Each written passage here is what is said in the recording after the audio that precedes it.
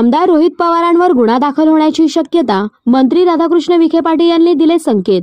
महसूल मंत्री विखे पाटील म्हणाले की तुम्ही काही बेताल वक्तव्य कराल, मात्र जाहीरपणे त्याचे पुरावे मांडा। त्याचप्रमाणे तुम्ही कोणाचे नातेवाईक आहे म्हणून तुम्हाला काहीही बोलण्याचे लायसन्स मिळालेले नाही, असे विखे पाटील यांनी यावेळी सुनावले। महाराष्ट्राच्या राजकारणात दररोज नवनवीन घडामोडी पाहायला मिळत आहेत। आता राजकीय वर्तुळातून आणखी एक मोठे वृत्त आले आहे। आमदार रोहित पवार यांनी तलाठी भरतीत महाघोटाळा झाल्याचा आरोप केला होता।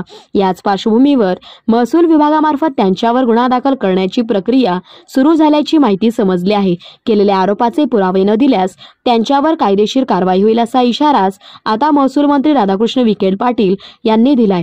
अहमदनगरमध्ये प्रसारमाध्यमांशी बोलताना त्यांनी याविषयी माहिती दिली। महसूल मंत्री विखे पाटील म्हणाले की तुम्ही कितीही बेताल वक्तव्य कराल, मात्र जाहीरपणे त्याचे पुरावे मांडा। त्याचप्रमाणे तुम्ही कोणाचे नातेवाईक आहे म्हणून तुम्हाला काहीही बोलण्याचे लायसन्स मिळालेले नाही, असे विखे पाटील यांनी यावेळी सुनावले। पुढे ते म्हणाले, पूर्वी आजोबा विधान करायचे, आता नातवांना परंपरा पुढे नेण्याचे ठरवलेले दिसते, असे म्हणत त्यांनी शरद पवारांनाही चिमटा काढला। आम्ही महसूल विभागातर्फे गुन्हा दाखल करण्यासंदर्भात कार्यवाही सुरू केलेली असून केलेल्या वक्तव्याचे पुरावे द्या, अन्यथा कायदेशीर प्रक्रियेला सामोरे जा, असा इशाराच राधाकृष्ण विखे पाटील यांनी दिला आहे। मनोज जरांगे पाटील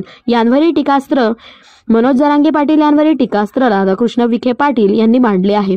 विखे म्हणाले की मनोज जरांगे यांना समाजाने आदराचं स्थान दिलं होतं, परंतु त्यांनी आता मी म्हणजे मराठा समाज हे डोक्यातून काढून टाकून मराठा समाजाच्या भावनेशी खेळणं बंद करावे, असे म्हटले आहे। फडणवीस यांच्यावर केलेले विधान हे कोणत्याही शिष्टाचाराला धरून नसल्याचे विखे यांनी म्हटले आहे।